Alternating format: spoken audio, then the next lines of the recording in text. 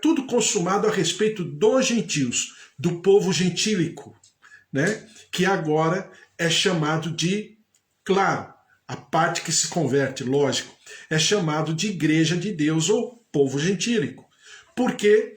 Porque aquilo que eu falei, o Senhor não é porque ele substituiu o povo judeu que não recebeu Jesus como rei, não é porque o Senhor substituiu pelo povo gentílico que nós entramos nessa brecha para poder pregar, instaurar o reino dos céus aqui na terra, não significa que porque ele substituiu que ele rejeitou.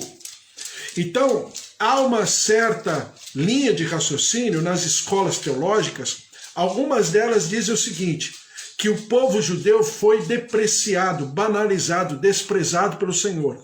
Num primeiro momento, o povo foi deixado de lado. Por quê? Porque rejeitou Jesus. Só que ao ser colocado de lado, alguém precisava dar continuidade ao propósito de Deus. Quem foi? O povo gentílico. Nós que recebemos o Evangelho e declaramos Jesus como nosso Senhor e o nosso Salvador. Então cabe a nós fazermos isso. Isso não significa que porque esse primeiro povo, esse primeiro grupo foi substituído, que ele seja rejeitado para sempre. Não. Isso não é bíblico, isso não vem da parte de Deus. As pessoas dizem assim, mas com certeza por falta de um conhecimento, porque o povo de Deus, o povo chamado de propriedade do Senhor, as promessas aos patriarcas, como diz a palavra em Romanos, capítulo 11, isso vai tudo se cumprir. Ainda não se cumpriu, mas se cumprirá um dia. Mas, para que isso aconteça, a plenitude dos gentios, Paulo fala em outro texto, a plenitude dos gentios precisa ser estabelecida. Ou seja, primeiro o Senhor trabalhará um grupo e depois ele volta para o outro grupo, aquele grupo que havia, no primeiro momento, sido substituído. Atos capítulo 1, versículo 6 diz assim, então os que estavam reunidos lhe perguntaram, Senhor, será este o tempo em que restaures o reino a Israel? Respondeu-lhes, não vos compete conhecer tempos ou épocas que o Pai reservou para a sua exclusiva autoridade. Ou seja, o que Jesus está respondendo para os apóstolos é o seguinte, olha, vai acontecer. Não cabe a vocês agora determinar esse tempo, porque isso é de um uso exclusivo do Pai. Mas que vai acontecer, vai acontecer. Então, eu só vou fazer um resumo rapidamente daquilo que a gente leu até aqui. Eu li todo Romanos 11, eu só vou ler alguns versículos rapidamente. Romanos capítulo 11, versículo 12 diz assim, ora, se a transgressão deles redundou em riqueza para o mundo, e o seu abatimento em riqueza para os gentios, quanto mais a sua plenitude. Ou seja, se a rejeição deles em relação a Jesus Cristo, deu espaço para que nós entrássemos no plano perfeito de Deus, quanto mais será a sua plenitude. Veja só. Então Paulo fala de plenitude dos gentios e agora Paulo está falando de plenitude do povo de Israel. Diz assim no versículo 15, porque se o fato de terem sido eles rejeitados trouxe reconciliação ao mundo, que será o seu restabelecimento, se não vida dentre os mortos? Versículo 23, eles também, se não permanecerem na incredulidade, o que vai caber a cada grupo no seu momento é absorver o crer em Jesus ou não, mas que o Senhor Jesus dará oportunidade a esses grupos em se converterem a Ele, com certeza. Ele dará não apenas a oportunidade, mas Ele trará todo o conhecimento e entendimento para que isso aconteça. Eu vou sair um pouquinho daqui só para você ter uma ideia. Quando você fala de Jesus para o povo judeu, principalmente os mais, vamos dizer assim, os mais ortodoxos, você encontra uma grande barreira. Por quê? Porque o nome Jesus já traz uma certa reticência deles. Por quê? Porque o nome dele no hebraico é Yeshua, não é Jesus. E o que isso significa? Primeiro, na língua hebraica não existe a letra J, só a letra I. Né? E quando você fala Jesus, você coloca um S que não existe, porque o S vem do latim. Né? Então, o próprio nome que nós temos tanto no mundo ocidental, o conhecimento que é Jesus, quando vai para a cultura hebraica, já encontra resistência a partir do seu significado. Porque ele é o Yeshua HaMashiach, mas nós o chamamos de Jesus. Outra coisa são as imagens de Jesus, ou pelo menos as imagens que se propõem mostrar Jesus. Geralmente é uma pessoa, um homem de aparência, né, caucasiana, né, com um biotipo completamente diferente da aparência de um judeu, vamos dizer assim, mais de origem. Então são coisas que, perceba, isso não, eu não estou justificando com isso, mas existe uma certa resistência. Então tudo isso com o tempo será manifesto. Perceba o que diz aqui no versículo 24 do capítulo 11 de Romanos. Pois se fosse cortado se foste cortado daqui por natureza, era oliveira brava e contra a natureza enxertado em boa oliveira, quanto mais não serão enxertados na sua própria oliveira aqueles que são ramos naturais. Então, se nós fomos enxertados, pertencentes a uma oliveira brava, fomos enxertados na oliveira verdadeira, quem dirá os galhos que caíram, que são da oliveira verdadeira, quem dirá não será restaurado. Então tudo isso que Paulo está falando, haverá restauração para esse grupo. Diz a palavra do Senhor, versículo 25, porque não quero, irmãos, que ignoreis este mistério, para que não sejais presumidos em vós mesmos que veio endurecimento em parte a Israel, até que haja entrado, aqui vem, olha o texto maravilhoso, até que haja entrado a plenitude dos gentios. Ou seja, o que parece nesses textos é o seguinte: chegará o momento que o povo será retirado. O povo de Deus, quem é? A igreja de Deus. Mas não significa que esse grupo, em algum momento da tribulação, não será alcançado, tá? Então vamos lá. Porque os dons e a vocação de Deus são irrevogáveis. Assim também estes, agora, foram desobedientes, para que igualmente eles alcancem misericórdia à vista da que vos foi concedida. Ora, Paulo está falando, se para nós, povo gentílico, que chegamos num segundo momento, num segundo tempo, por causa da rejeição do primeiro grupo, alcançamos misericórdia, quem dirá esse primeiro grupo não alcançará misericórdia também? Aí em Apocalipse capítulo 7, versículo 13 diz assim: um dos anciãos tomou a palavra dizendo, estes que se vestem de vestiduras brancas, quem são e de onde vieram? Respondeu-lhe, meu Senhor, tu sabes. Ele então me disse, são estes os que vêm da grande tribulação.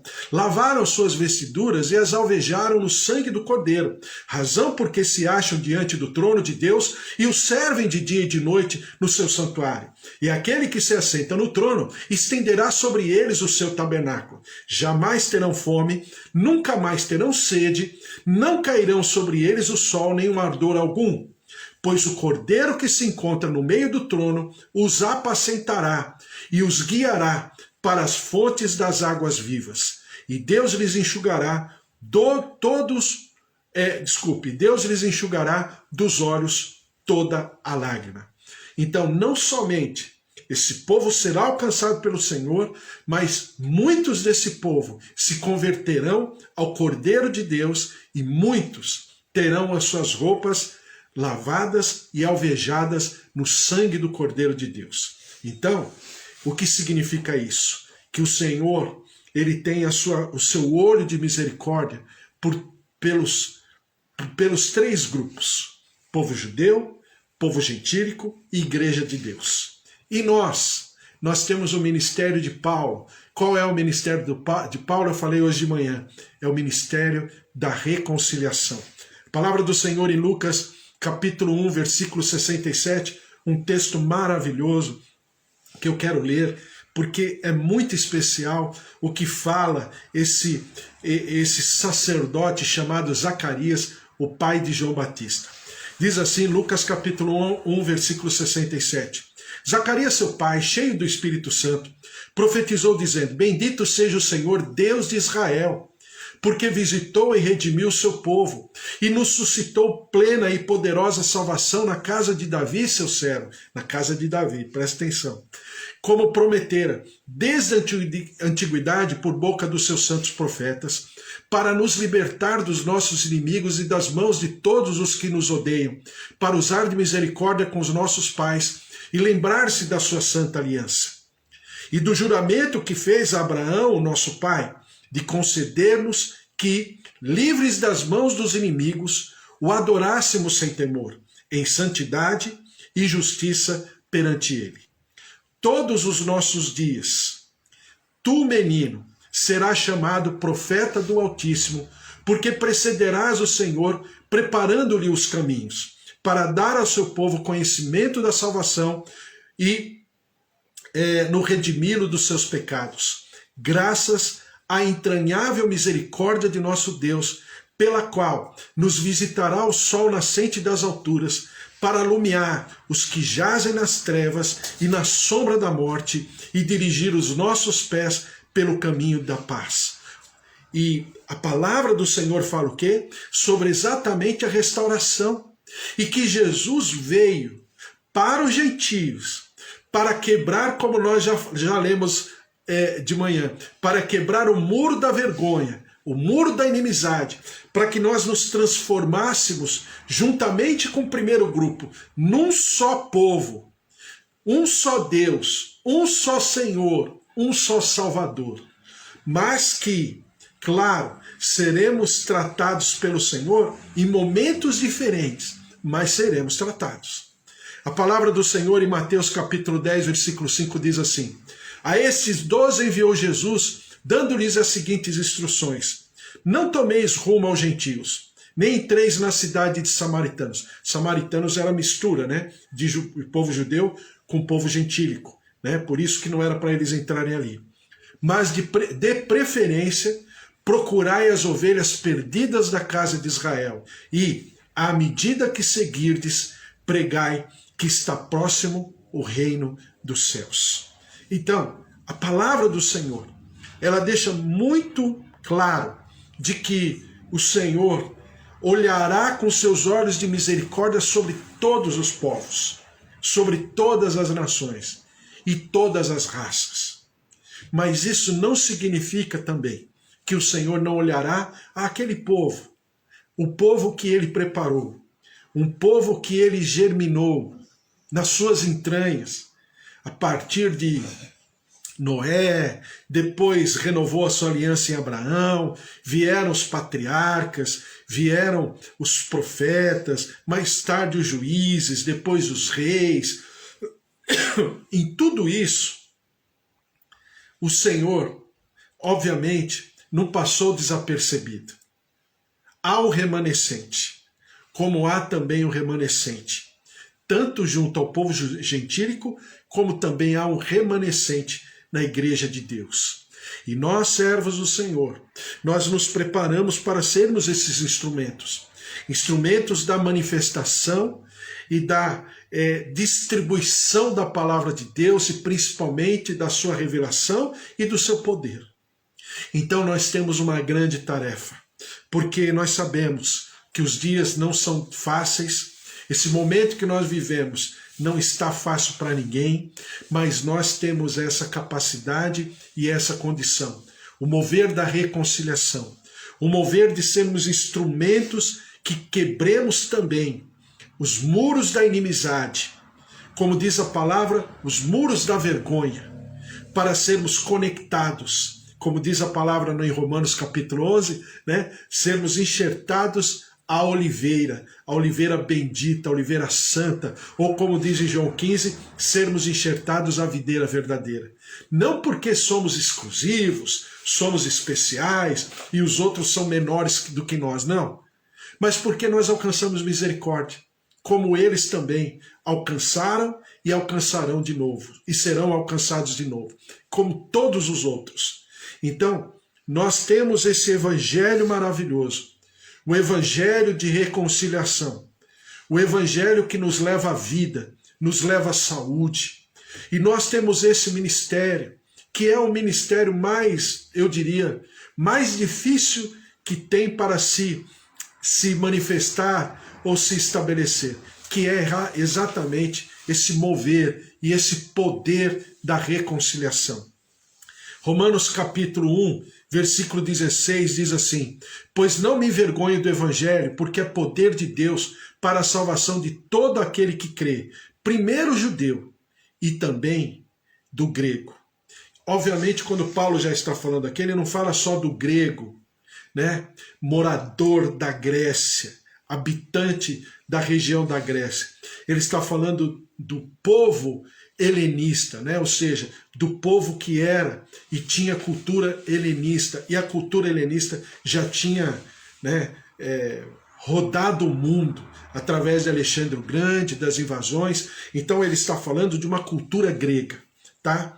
Visto que a justiça de Deus se revela no Evangelho de fé em fé, como está escrito, o justo viverá por fé. Em Romanos capítulo 2, versículo 8 diz assim: mas a ira e a indignação aos facciosos que desobedecem à verdade e obedecem à injustiça. Tribulação e angústia virão sobre a alma de qualquer homem que faz o mal, o judeu primeiro e também o grego. Glória, porém, e honra e paz a todo aquele que pratica o bem, ao judeu primeiro e também ao grego, porque para com Deus não há acepção de pessoas. Assim, pois, todos os que pecaram sem lei, também sem lei perecerão. E todos os que com lei pecaram, mediante lei, serão julgados. Porque os simples ouvidores da lei não são justos diante de Deus, mas os que praticam a lei hão de ser justificados. Quando, pois, os gentios que não têm lei procedem por natureza de conformidade com a lei, não tendo lei, servem eles de lei para si mesmos. Então veja só o que Paulo está falando sobre a régua do Senhor Deus. A régua do Senhor Deus vai tratar o povo gentílico dentro da sua constituição, mas a régua do Senhor será diferente para aqueles, como ele chama, aqueles que são da lei, ou seja, aqueles que conhecem a palavra de Deus. É uma outra régua. Mas isso não significa que há algum tipo de discriminação, não. Mas que há o quê? Justiça. Em Mateus, capítulo 15, do versículo 18 em diante, e eu já vou terminar, diz assim: mas o que sai da boca vem do coração e é isso que contamina o homem. Porque do coração procedem maus desígnios, homicídios, adultérios, prostituição, furtos, falsos testemunhos e blasfêmias. São estas as coisas que contaminam o homem, mas o comer sem lavar as mãos não contamina. Olha só, olha a linha de raciocínio. Partindo Jesus dali, retirou-se para os lados de Tiro e Sidom, ou seja, ele saiu das fronteiras de Israel e passou para regiões circunvizinhas. E diz assim: eis que vinha uma mulher cananeia, que viera daquelas regiões, clamava: Senhor, filho de Davi, tem compaixão de mim, minha filha está horrivelmente endemoniada. Ele, porém, não lhe respondeu palavra, e os seus discípulos, aproximando-se, rogaram-lhe: despede-a. Por que os discípulos falaram isso? Porque estamos em terras estrangeiras, nós somos judeus. Despede-a. Ou seja, estava depreciando, desprezando, discriminando a mulher. Aí diz aqui: ele, porém, não lhe respondeu palavra, e os seus discípulos, aproximando-se, rogaram-lhe: despede-a, pois vem clamando atrás de nós. Mas Jesus respondeu: não fui enviado senão as ovelhas perdidas da casa de Israel? E Jesus vai nessa linha de raciocínio dos judeus. Ela, porém, veio e o adorou, dizendo: Senhor, socorre-me. Então ele respondendo disse: não é bom tomar o pão dos filhos e lançá-lo aos cachorrinhos. Ela, contudo, replicou: sim, Senhor, porém os cachorrinhos comem das migalhas que caem da mesa dos seus donos. Então lhe disse Jesus: ó mulher, grande a tua fé, faça-se contigo como queres. E desde aquele momento, sua filha ficou sã. Então, nessa visão, nessa linha de raciocínio escatológico, Jesus estava numa região que não pertencia a Israel. E essa mulher também não pertencia a Israel. Não era judia, ou seja, era gentílica. Então a palavra do Senhor mostra aqui que Jesus ele pontua: eu vim primeiro para os judeus. Mas só que ela responde o seguinte: eu sei. Mas quando, em outras palavras, ela está ampliando esse texto no nosso entendimento, em outras palavras ela está dizendo o seguinte: olha, eles estão com muita comida na mesa e eles não estão se apercebendo do que está acontecendo e está deixando cair muita coisa fora.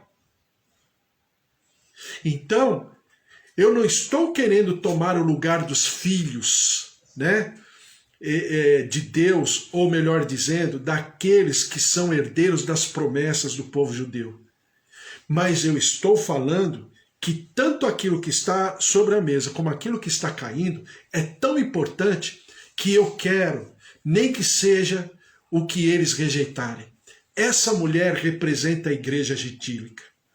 Essa mulher nos representa. Por quê?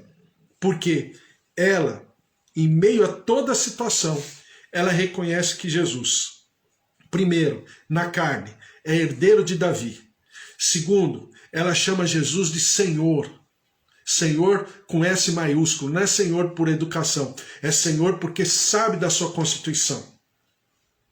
E em terceiro lugar, ela nem por isso ela quer tomar o espaço daqueles que têm primazia à mesa, mas não significa que ela não tenha e não desejasse com consciência comer das migalhas que estavam caindo da mesa, porque os que tinham a primazia não estavam valorizando aquilo que estava sobre a mesa.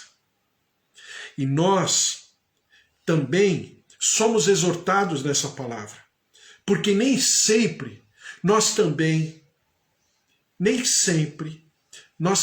damos tanta importância àquilo que está sobre a mesa.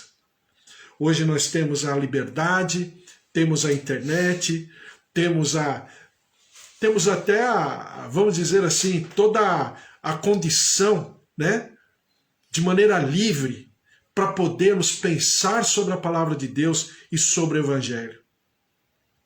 E o Senhor Jesus está disponível a todos aqueles que o chamarem, clamarem, Ele está à disposição.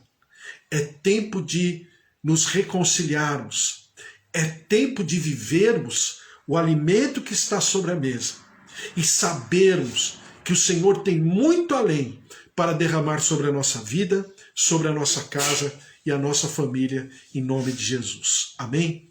Vamos pegar o pão, um pedacinho de pão, o suco de uva. Eu peguei o meu, está aqui. A palavra de Deus ela é maravilhosa.